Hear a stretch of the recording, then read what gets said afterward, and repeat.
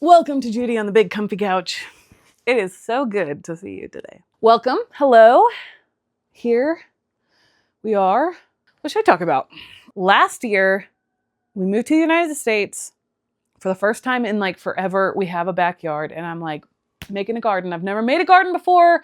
I have been garden curious, interested in making a garden for a long time. So I'm like, we're doing this.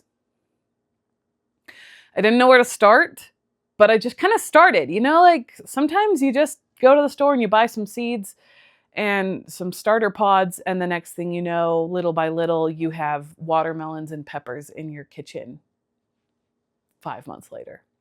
That's kind of how it went. And I made a lot of mistakes along the way, and that's the beauty of it. The momentum didn't die. The mistakes happened, and I learned from that. Therefore, now this year, which I will not be starting a garden because I don't have a backyard anymore.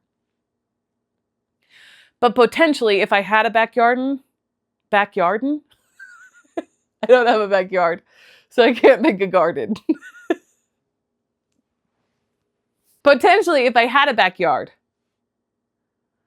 there's a lot of things I know that I could do differently and do better, right? First of all, I took the starter seeds out. Like, they were beautiful little starter plants. They were ready to go out into the garden. I took them out, and I did not do any, I think they call it weathering or something.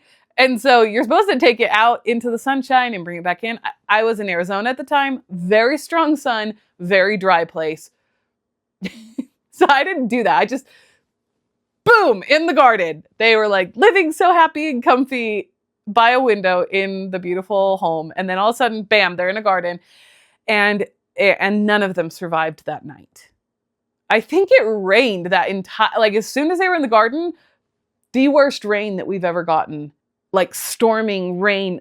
More than the rain, there was wind, and they all were like dead. They were just dead. It was done.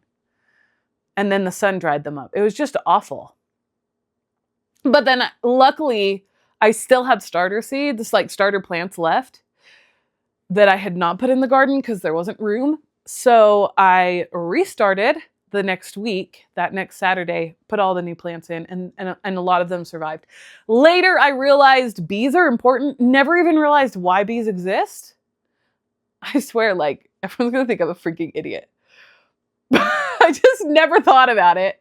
And then all of a sudden I'm gardening, and my dad comes in and he's like, Judy, your plants are never gonna produce food. And I was like, why not? And he said, because they have to cross-pollinate. Because your plants need to be pollinated, and the bees pollinate your plants. And only after being pollinated do they have the potential of then giving fruit. And I was like, oh, well, we live in a desert and I don't see any bees around. So I look up, what are you supposed to do to bring bees to your garden? And pretty much the best thing to do is grow flowers. Well, we're way into the season at this point. Like, I can't just start growing flowers.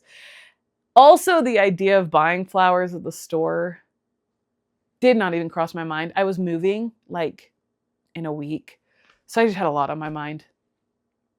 So I prayed and I just asked Heavenly Father to bring the bees. The bees came, but now I know that next time you have to plant flowers around your garden in order to attract the bees so that they will then pollinate your plants so that they give fruit.